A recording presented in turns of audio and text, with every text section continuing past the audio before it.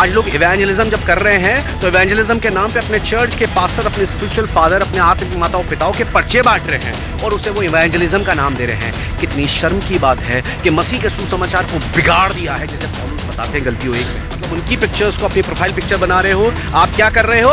आप अपने prayer room में, इनके वॉलंटियर्स तो इनसे भी 2 कदम आगे हैं। वो उन्होंने अपने प्रेयर रूम में यीशु मसीह से कोई मतलब नहीं, उन्होंने अपने आत्मिक माताओं पिताओं की तस्वीरें लगा रखी हैं और ये होने दे रहे हैं ऐसा। ये लोग होने दे रहे हैं ऐसा। इन्हें अच्छा लग रहा है कि इन्हें इतना महिमान्वित किया जा रहा है, इतना आदर दिया जा रहा है। महिमा केवल परमेश्वर को दो, केवल इसलिए कि परमेश्वर आपको इस्तेमाल कर रहे हैं। थोड़ा जल्दी से मसीह में आते हो और इससे पहले आप एक अच्छे मसीह बनो, उससे पहले आप प्रॉफिट और एपोस्टल बन जाते हो। इससे पहले आप चेले बनो, इससे पहले एक अच्छी मेंटोरशिप में आओ, इससे पहले आप एक अच्छे मसीह बनो, उससे पहले आप पता क्या बन जाते हो? आप प्रॉफिट और एपोस्टल बन जाते हो। सिर्फ इसलिए क्योंकि दुष्ट आत्माएं निकल गई, थोड़ी कुछ बीमार चंगे हो गए हैं। अरे प्रभु ने महिमा के लिए किसे इस्तेमाल नहीं करा? प्रभु परछाइयों को महिमा के लिए इस्तेमाल करते हैं, रुमालों को महिमा के लिए। मतलब ये है कि नए चेलों की वजह से राज्य में बहुत गड़बड़ी आ चुकी है। और मैंने बताया कि वो चाहे न्यूली कन्वर्ट किसी भी बैकग्राउंड से हो, ज़रूरी नहीं है कि हिंदू हो या मुस्लिम हो या सिख हो, वो क्रिश्चियन कल्चर से भी हो सकता आया हो, पर बहुत ज़रूरी है कि उसने अपनी बुनियाद पे अच्छा। This is angel. खुदा के रूह ने बड़ा बेचैन किया हुआ है, जो बात मैं आप लोगों के साथ शेयर करना चाहता हूँ, और मुझे बहुत स्ट्रॉन्ग पुश हो रहा है 2-3 दिन से कि मैं इस चीज़ के ऊपर वीडियो बनाऊँ।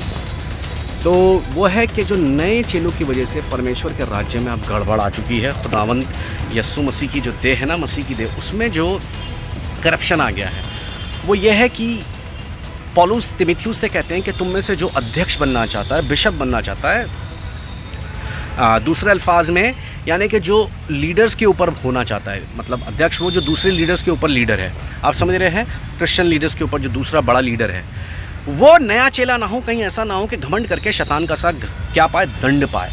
इंग्लिश में दूसरे वर्जन्स में देखें तो लिखा है न्यूली कन्वर्ट ना हो, कहीं ऐसा ना हो उसके अंदर घमंड आ जाए, प्राइड आ जाए। खुदावन देखो मुझे इस्तेमाल कर रहे हैं, देखो मैं सबके ऊपर अध्यक्ष बन चुका हूँ, देखो मैं सबका प्रधान बन चुका हूँ, देखो खुदावन मुझे कैसे इस्तेमाल कर रहे हैं। उसके अंदर ये घमंड ला सकता है अगर वो नया चेला होगा, और होगा क्या, उसकी वजह से वो उसके अंदर घमंड आएगा, और कहीं ऐसा ना हो शैतान ने यही गुनाह करा था कि उसमें घमंड आ गया था और कहीं उसका सा दंड ना पाए। तो कहने का मतलब ये है कि नए चेलों की वजह से राज्य में बहुत गड़बड़ी आ चुकी है। और मैंने बताया कि वो चाहे न्यूली कन्वर्ट किसी भी बैकग्राउंड से हो, ज़रूरी नहीं है कि हिंदू हो या मुस्लिम हो या सिख हो, वो क्रिश्चियन कल्चर से भी हो सकता आया हो, पर बहुत ज़रूरी है कि उसने अपनी बुनियाद पे अच्छा काम करा हो, उसकी मसीह बुनियाद एक अच्छी बुनियाद पड़ी हुई हो, एक अच्छी सालों का उसका यस्सु मसीह के साथ रिश्ता हो, सालों उसका प्रार्थना का जीवन हो अच्छा। उसके जैसे पौलुस को कन्वर्ट हुए जब, तो पौलुस ने कन्वर्ट हुए 3 साल यीशु मसीह से रेवलेशन पाया, 3 years खुद यीशु मसीह से जिसने रेवलेशन पाए हो, प्रकाशन पाए हो, और उसके बाद 14 साल उसके आइसोलेशन में रहे, मतलब 14 साल उसके आइसोलेशन में रहे हैं, 3 साल जिसमें उसने यीशु मसीह से रेवलेशन पाए हैं। तब वो यरूशलेम जाता है और दूसरे अपोस्टल से, दूसरे रसूलों से जाकर प्रेरितों से मिलता है। आप समझ रहे हैं इस बात को? मिशन अपनी जो वो यात्राएं शुरू करते हैं, समझिए बुनियाद पे काम हुआ अच्छा, तो पीढ़ियों तक उसकी मिनिस्ट्री ने क्या करा, इम्पैक्ट डाला, जो आज भी डाल रही है। एग्जैक्टली मैं आप लोगों से कह रहा हूँ, नए चेलों से गड़बड़ी हो गई हैं, क्योंकि आप जल्दी से मसीह में आते हो और इससे पहले आप एक अच्छे मसीह बनो, उससे पहले आप प्रॉफिट और एपोस्टल बन जाते हो।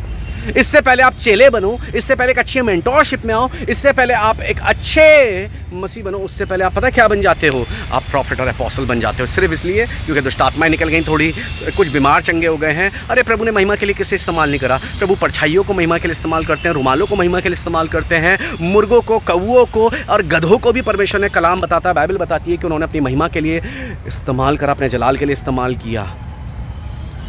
तो ये कोई बहुत बड़ी बात नहीं अगर परमेश्वर हमें अपनी महिमा के लिए इस्तेमाल करते हैं। कुंजी ये है, यीशु मसीह का नाम जिससे काम होते हैं, ये बात याद रखिए। कुंजी है लोगों का विश्वास जिसकी वजह से काम होते हैं। और सबसे इसमें इंपॉर्टेंट बात यह है कि अगर आप ऐसा करोगे और शॉर्टकट में परमेश्वर का काम करोगे तो कितनी गड़बड़ियाँ हो रही हैं। देखिए आज लोग इवेंजलिज्म जब कर रहे हैं तो इवेंजलिज्म के नाम पे अपने चर्च के पास्टर, अपने स्पिरिचुअल फादर, अपने आत्मिक माताओं पिताओं के पर्चे बांट रहे हैं और उसे वो इवेंजलिज्म का नाम दे रहे हैं। कितनी शर्म की बात है कि मसीह के सुसमाचार को बिगाड़ दिया है, जैसे पौलुस बताते हैं गलती 1 में। सुसमाचार तो यह है कि यीशु मसीह हमारे गुनाहों के लिए मारे गए, गाड़े गए और तीसरे दिन मुर्दों में से जी उठे हुए, तो हमें दोबारा लेने आ रहे हैं। पर आज लोग अपने चर्च के, अपने पास्टर के पर्चों को बांट रहे हैं और उसे कह रहे हैं हम इवेंजलिज्म कर रहे हैं। Can you imagine? आप आत्मिक व्यभिचार कर रहे हो, इवेंजलिज्म नहीं कर रहे हो।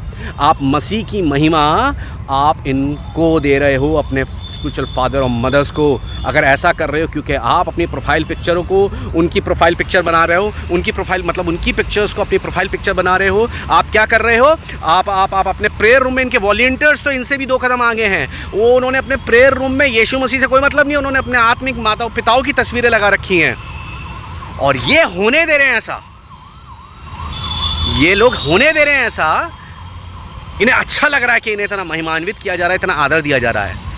महिमा केवल परमेश्वर को दो, केवल इसलिए कि परमेश्वर आपको इस्तेमाल कर रहे हैं। थोड़ा फूलना मत। मैंने क्या बोला?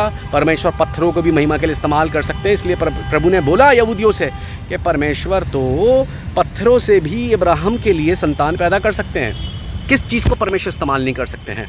तो सिर्फ परमेश्वर इस्तेमाल कर रहे हैं थोड़ा, इस वजह से फूलना नहीं है, ये गड़बड़ियाँ नहीं करनी है। मेरे पास फ़ोन आता है, ब्रदर आप फ़ोन कर दें, आप प्रार्थना कर देंगे, पैसे तो नहीं, आप कितने पैसे लेते हैं? सॉरी, मैंने कहा भैया मैं काय को पैसे लूँगा प्रार्थना करने के लिए। कह रहे हम एक जगह गए थे, है ना, वो पास्टर ने 1 लाख रुपए की डिमांड करी, क्योंकि यूट्यूब पे बहुत देखते हैं उसे, है ना। एक और फ़ोन आता है, ब्रदर फ़ोन प्रार्थना कर देंगे, 25,000 रुपये की डिमांड करी। ये सब नए चेलों की गड़बड़ियाँ हैं, ये बात याद रखना। क्योंकि मसीह के साथ सही समय बिताते, सही मेंटरशिप में रहते, अच्छा समय जाता इनका फाउंडेशन में, अपनी अच्छे मसीह बनते, तो ये इनकी मिनिस्ट्री में वो चीज़ दिखती। लेकिन इससे पहले ये शॉर्टकट्स के साथ परमेश्वर का काम कर रहे हैं। ये लोग अपॉर्चुनिस्ट बनकर, ये लोग अवसरवादी बनकर अब लोगों की मजबूरियों का फ़ायदा उठा रहे हैं, इस तरीके की डिमांड कर रहे हैं। तो सिर्फ इसलिए कि परमेश्वर थोड़ा इस्तेमाल कर रहे हैं महिमा के लिए, सिर्फ इसलिए कर रहे हो, गलत है। प्रभु का आत्मा साफ साफ ये बोल रहा है आप लोगों से कि आप लोगों ने चट्टान पर खोद कर नहीं, रेत पर खड़ा कराया अपना घर।